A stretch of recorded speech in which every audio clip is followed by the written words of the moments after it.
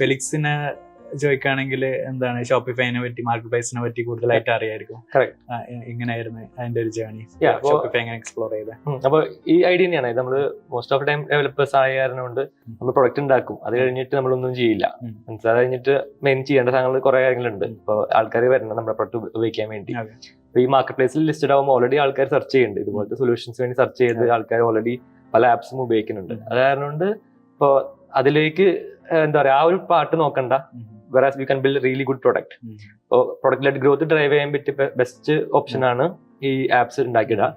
whereas ആ side തിരിഞ്ഞു നോക്കണ്ടേ വേണ്ട, ആൾക്കാർ വന്നുകൊണ്ടിരിക്കും. പിന്നെ ബെറ്റർ പ്രോഡക്റ്റ് ഉണ്ടാക്കി കഴിഞ്ഞാൽ people will always switch to our product. അപ്പോൾ അതാണ് അഡ്വാൻറ്റേജ്. ആൻഡ് ഡേ വൺ തന്നെ റവന്യൂ കിട്ടുകയും ചെയ്യും. ഞാൻ ഈ ഒരു ബാക്കിയുള്ള ലേണിങ്സ് ഇപ്പൊ ഞാനും എന്റെ കോളേജ് സമയത്തായാലും ബാക്കിയുള്ള സ്റ്റാർട്ടപ്സിനെ ഒബ്സർവ് ചെയ്തപ്പോ എന്ന് വെച്ച് കഴിഞ്ഞാൽ അവര് പ്രൊഡക്റ്റ് ഉണ്ടാക്കും, മാസങ്ങളോളം സ്പെൻഡ് ചെയ്തിട്ട് പിന്നെ